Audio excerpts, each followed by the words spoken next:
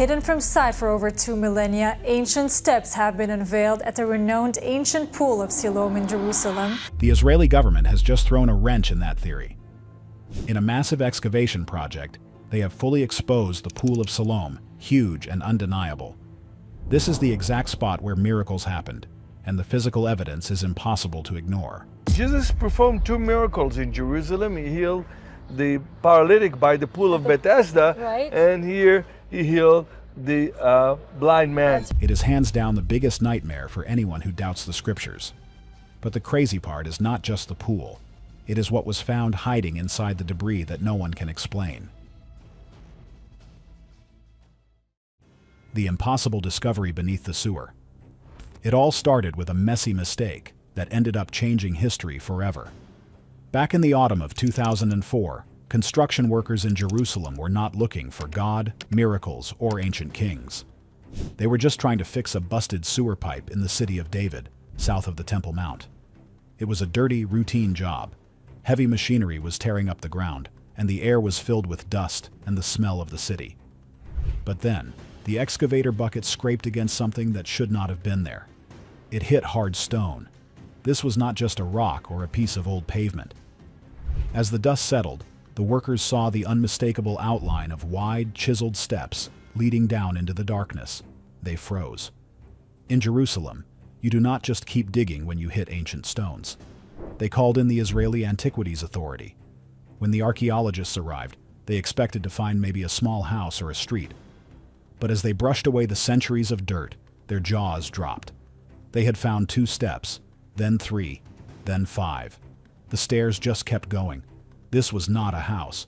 It was a massive public structure. For decades, historians and skeptics had argued about the Pool of Siloam. Most people thought it was the small, shallow basin near a Byzantine church that tourists had been visiting for years. They thought the biblical description of a giant reservoir was just a myth or an exaggeration. Basically, they thought the Bible was hyping things up. But here is the catch. As the team expanded the dig, they realized the true pool was a monster. It was over 225 feet long. That is almost the size of an American football field. It was not a small dipping spot. It was a massive engineering marvel lined with stone and plaster, designed to hold millions of gallons of water. This changed the game completely. It meant that the biblical description of a major public gathering place was 100% accurate. The skeptics who claimed the Gospel of John was written by someone who had never been to Jerusalem suddenly had no ground to stand on. The writer knew exactly what was there. He knew the scale, the location, and the importance of this site. The government kept digging, revealing that the pool had 3 sets of 5 steps, allowing hundreds of people to descend into the water at once. This was a ritual bath, or a mikvah, but on a giant scale. It was the heartbeat of the city, the place where the entire nation would come to purify themselves before meeting God. But why was it buried so deep? That is the sad and violent part of the story. It was destroyed and covered up when the Romans sacked Jerusalem in the year 70. They smashed the city, burned the temple, and the mud and debris washed down the valley, sealing the pool like a time capsule for 2,000 years. It was waiting for us. It was waiting to prove a point to a world that has stopped believing. But the physical stones are only half the story, because what happened here involves a mystery that science still cannot fully explain. You won't believe the secret hidden in the dirt for ages. The miracle that science can no longer deny. So, why does this specific pool scare atheists so much? It comes down to one man and one miracle that defies all natural laws. In the Gospel of John, chapter 9, we hear about a man born blind. This was not just an eye infection or poor vision. The guy had never seen light in his entire life. His world was total darkness. Everyone in the city knew him as the beggar who sat by the road. He was a fixture of suffering. Jesus sees him and does something that seems totally weird to us today. He does not just say a word. He spits on the dusty ground, makes clay with his saliva, and pastes the mud over the guy's eyes. Then he gives him a specific command. Go, wash in the pool of Siloam. Now think about the geography for a second. Jesus did not heal him on the spot. He sent a blind man to navigate through the busy, winding, dangerous streets of Jerusalem to this specific massive pool. The man obeys. He stumbles his way down the valley. He hears the noise of the crowds, feels the heat of the sun, but sees nothing. He reaches the pool, the very stone steps that the Israeli government just dug up. He descends into the water. He washes the mud off his face, and boom. For the first time in his life, his brain registers an image. He can see. He sees the ripples in the water, the texture of the stone walls, the faces of the people staring at him. He goes back to his neighbors, and they are so shocked they do not even recognize him. They ask if this is really the beggar they knew. It was undeniable. For centuries, scholars who did not believe in miracles tried to say this story was made up. They said John invented the location to sound spiritual. They claimed there was no giant pool like that in Jerusalem during the time of Jesus. They treated the Bible like a fantasy novel. But here is the deal. You can now buy a plane ticket, fly to Israel, and stand on the exact stones where that blind man stood 2,000 years ago.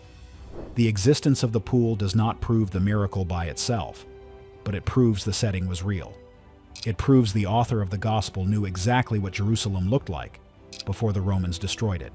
It fits the history like a glove, and that makes it way harder to dismiss the rest of the story.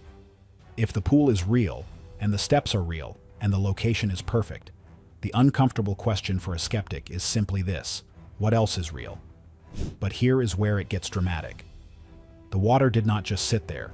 It was living water, flowing from the Gihon spring through Hezekiah's tunnel.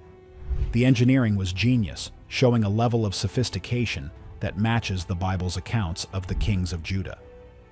Some wild theories suggest that the water of Siloam had special mineral properties, or that the clay Jesus used was mixed with specific elements from that holy ground. Others believe the pool was designed with acoustic properties that we still do not understand, used for healing frequencies. The stones are crying out, just like the prophecies said they would. But the pool was just the beginning of the mystery, because the tunnel that feeds it holds a secret, even darker and deeper. The engineering behind this water source is absolutely impossible. The impossible tunnel and the lost tech. Let's talk about the water itself, because this is where the story gets into some really wild territory. The pool of Siloam is fed by the Gihon spring, which is located outside the city walls. In ancient times, this was a huge vulnerability. If an army besieged the city, they could cut off the water, and everyone inside would die of thirst. King Hezekiah knew this. In the 8th century BC, with the terrifying Assyrian army marching toward Jerusalem, he came up with a desperate plan. He ordered his engineers to dig a tunnel through solid bedrock to bring the water from the spring under the city walls and into the secure pool of Siloam. This is known as Hezekiah's tunnel, but here is the crazy part. The tunnel is 1,750 feet long. It winds through the rock like a snake, and the diggers started from opposite ends. One team started at the spring, and the other team started at the pool. They met in the middle, perfectly. Even with modern GPS and laser guidance, this is hard to do. How on earth did two teams of ancient miners, working with hand chisels and oil lamps deep underground, manage to meet each other in the dark? The margin of error was 0. If they missed by even a few feet, the water would not flow, and the city would fall. This has led to some wild theories about lost ancient technology. How did they communicate through the rock? Did they use some kind of acoustic sounding technology that has been lost to history? Some researchers suggest they might have used a technique involving sound resonance to guide the chisels. Others go even further, suggesting divine intervention or knowledge passed down from a pre-flood civilization. The precision is just too high for random guessing. And get this, there is an inscription found in the tunnel, the Siloam inscription, that describes the moment the two teams met. It talks about the voices of the diggers calling out to each other through the rock. It is a voice from the past frozen in stone. This tunnel connects the miraculous healing of the blind man to the miraculous survival of Jerusalem 700 years earlier. It is the same water. The fact that this complex water system exists exactly as the Bible describes it in the books of Kings and Chronicles is another blow to the idea that these are just myths. It shows a highly advanced civilization in Jerusalem, centuries before the Romans arrived. But there is a darker theory about this tunnel system. Some believe Hezekiah did not just build it for water. They believe he built it to hide something. There are rumors that the tunnel system has secret chambers that have not been fully explored. Chambers that could hold the greatest treasures of the Jewish people. But before we get to the treasure, we have to talk about the road that leads to the holiest place on earth. The path Jesus walked is now open, and it is full of ghosts. The forgotten path Jesus actually walked. The discovery of the pool was huge, but what the archaeologists found next was a total game changer. They found a road, but not just any road. Leading up from the pool of Siloam towards the Temple Mount is a massive paved street. They call it the Pilgrim's Road, and everyone is obsessed with it for a good reason. This is the path. This is the road Jesus walked. There is no maybe about it. If you were a Jew in the 1st century, you washed in the pool, and then you walked up this street to the temple. It is about 2,000 feet long and 26 feet wide. It is paved with massive stone slabs, some weighing tons. The Israeli Antiquities Authority has been excavating this underground, beneath the modern neighborhood of Siloam. It is like a tunnel through time. As they dig, they are finding the remnants of daily life that have been frozen for 2 millennia. They found shops lining the street. Imagine that. 2,000 years ago, people were selling food, souvenirs, and sacrifices right there on the curb. They found stone tables and weights for measuring grain. It brings the Gospels to life in a way that is almost scary. You can imagine the noise, the haggling, the smell of animals. Jesus would have walked here with his disciples. He would have heard the merchants shouting, smelled the spices, and seen the crowds. It is not just a story floating in the clouds. It happened on this pavement.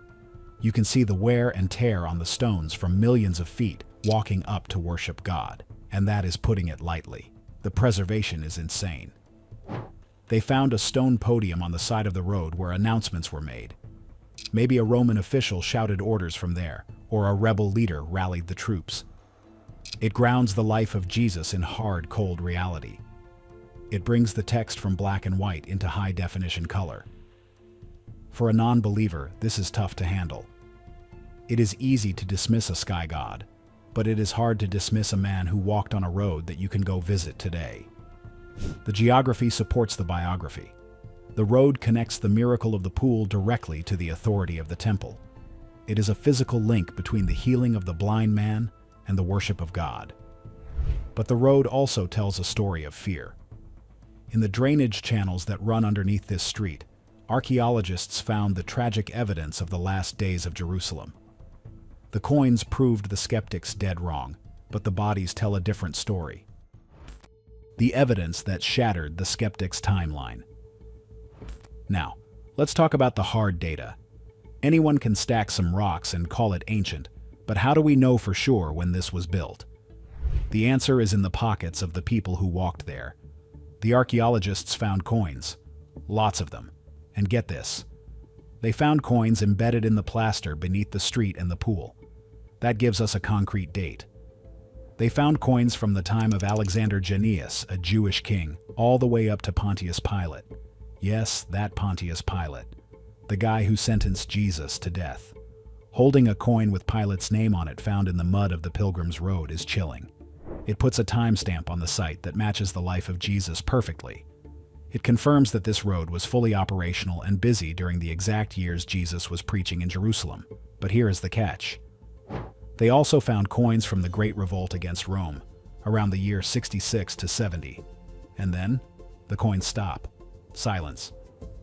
This confirms exactly when the city was destroyed. The timeline is flawless. There is no gap. There is no error.